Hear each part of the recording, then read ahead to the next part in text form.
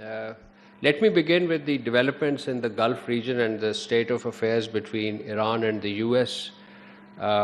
We note with concern the security situation, that the security situation remains precarious despite the relative calm of past few days, which had rekindled hopes that this positive development, this calm, would consolidate into a durable and fully respected ceasefire and pave the way for dialogue. Amid the prevailing tensions and hostilities, Pakistan reiterates that dialogue and diplomacy remains the only viable path forward. We welcome all efforts aimed at sustaining cessation of hostilities and resumption of dialogue between Iran and the United States. Pakistan is engaged and will continue to play its role in this regard. Let me add that the negotiations between the parties are ongoing to normalize the situation, particularly the situation in the Strait of Hormuz, and as well to de-escalate.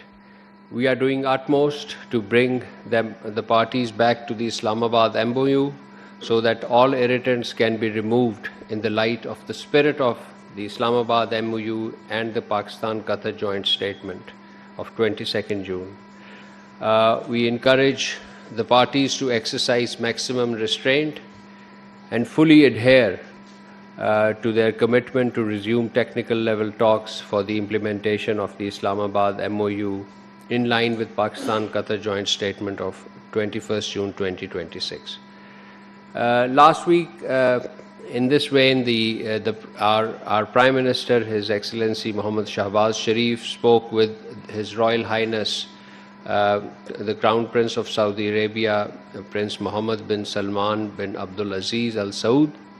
During the call, both the distinguished leaders agreed to continue working very closely to maintain regional peace, stability, and the uninterrupted flow of lawful maritime commerce through the Red Sea as well as the Strait of Hormuz in this wider region.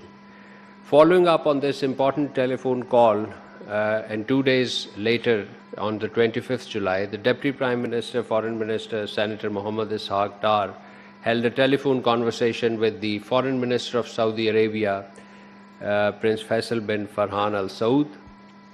They discussed the latest regional developments, reaffirmed the close and brotherly ties between Pakistan and Saudi Arabia, and underscored the importance of continued diplomacy and constructive engagement for regional peace and stability. On 28th June 2026, the Deputy Prime Minister, Foreign Minister, held a telephone conversation with the Jordanian Deputy Prime Minister, Foreign Minister, Mr. Ayman Al-Sisi. The two leaders discussed the worsening situation in Palestine, condemned Israeli actions, and emphasized coordinated diplomatic efforts and reaffirmed their commitment to regional peace and security. And yesterday, ladies and gentlemen, you all covered the visit of the Foreign Minister of the State of Kuwait, His Excellency Sheikh Jarrah Jabir Al Ahmad Al Sabah. He was in Islamabad for an official visit at the invitation of our Deputy Prime Minister, Foreign Minister. This was an important visit, both in regional context as well as in bilateral terms. Pakistan and Kuwait reaffirmed their strong and long-standing bilateral partnerships, agreed to deepen cooperation, particularly in trade, investment, energy, IT, agriculture, education, health, and other priority sectors through sustained high-level engagements and establishment of the joint working groups. The Deputy Prime Minister and Foreign Minister welcomed Kuwait's ratification of Pakistan-Kuwait Defense Cooperation Agreement, describing it as a significant step towards strengthening institutional defense ties and collaboration between the two countries. The two sides also exchanged views on regional and international developments and pledged to continue coordination at multilateral forum and reaffirmed our shared commitment to further advance this important fraternal relationship. Ladies and gentlemen, last Friday, the Deputy Prime Minister, Foreign Minister participated in the Shanghai Cooperation Organization Council for Foreign Ministers meeting in Kyrgyz Republic. He reaffirmed Pakistan's commitment to the SCO Charter, regional connectivity, peace, China-Pakistan Economic Corridor, as well as the China's flagship Belt and Road Initiative, while we inviting and also invited the SCO delegations to the Commonwealth Heads of State Summit that is to be held in Pakistan in 2027. On the sidelines, the Deputy Prime Minister and Foreign Minister met the Foreign Minister of Kyrgyzstan, China, Iran, Kazakhstan, Belarus, Tajikistan, and he also called on the President of the Kyrgyz Republic, the host of this event. He also conveyed Pakistan's readiness to assume SCO chairmanship for 2026-27, and the consequence of that, as I mentioned, would be the holding of SCO Foreign Ministers Conference in the middle of next year, and followed by the SCO Heads of State Summit towards the second half of 2027. Ladies and gentlemen, Deputy Prime Minister, Foreign Minister also met 2 days ago with the U.S. congressional delegation. It is a 33-member delegation from corporate U.S., the business delegation. This was on the 28th of July. The DPM highlighted the positive momentum in Pakistan-U.S. relations and reaffirmed Pakistan's commitment to strengthening bilateral ties through enhanced parliamentary engagements, economic cooperation, and people-to-people exchanges. Turning to developments in Palestine, on 24th July 2026, the Foreign Minister of 8 Arab Islamic countries, including Pakistan, issued a joint statement strongly condemning Israel's action and restrictions in Jerusalem, particularly concerning the Al-Aqsa Mosque. They called on international community to uphold international law, protect the right of Palestinians, and preserve the religious and historical status of the holy city. And the Deputy Prime Minister, Foreign Minister, Senator Mohammed Ishaq Dar, held a telephone conversation with the Foreign Minister of Egypt, Dr. Badr Abdul Ateh, and Palestine issue was discussed in detail.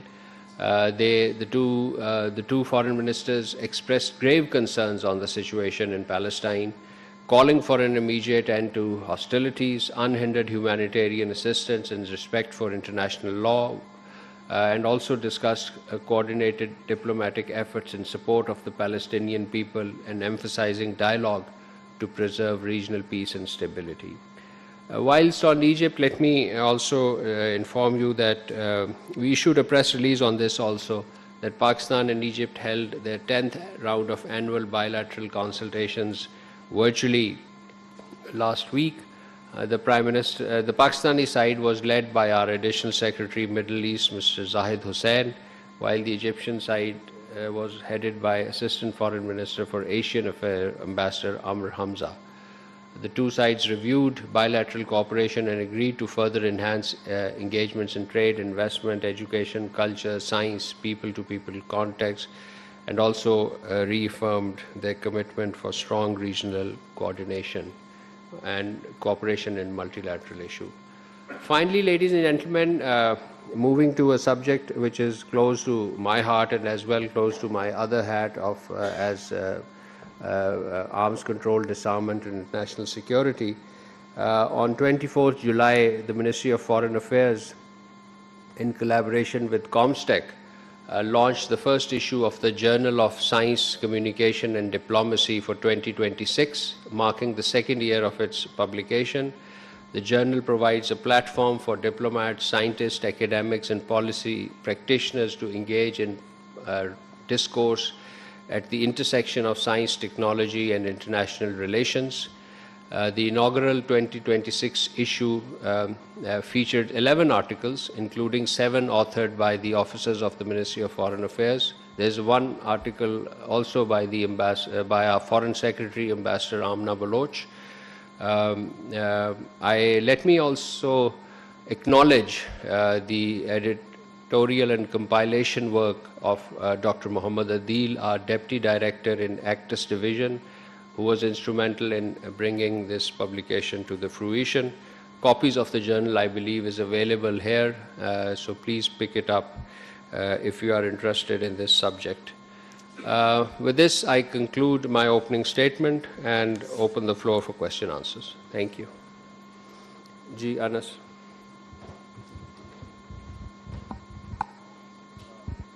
Thank you so much, spokesperson. Sticking to the issue that's close to your heart, on Actis, there's a documentary. On Actis? On Actis, particularly. There's a Deutsche Welle documentary or a DW documentary that has been critiquing Pakistan's nuclear program at large. And we've seen that the so-called invited experts as well, they've critiqued on it as well. Your comments on it, on the documentary which has been criticizing Pakistan's nuclear program at large. Yes, we have seen this documentary. Pakistan rejects this misleading documentary aired by the DW, which is nothing but the regurgitation of hackneyed and speculative commentary and biased sourcing. The documentary reflects either a profound misunderstanding or a deliberate disregard of the history, evolution and rationale of Pakistan's nuclear program. By lending a platform to such poorly sourced and one-sided content, DW risks undermining its own credibility and reputation of professional fact-finding journalism.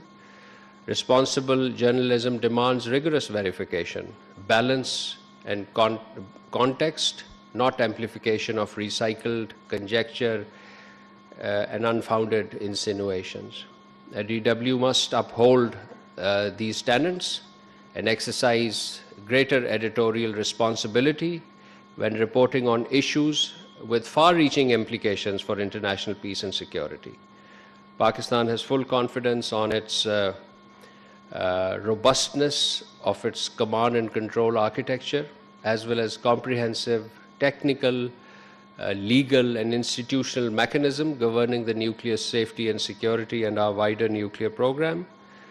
These arrangements meet the highest international standards and have been consistently acknowledged by independent international experts. Thank you. Pakistan TV. Assalamu alaikum. Shiza Hashmi, Pakistan TV Digital. So 2 days ago, the government of India banned our X and YouTube accounts in India.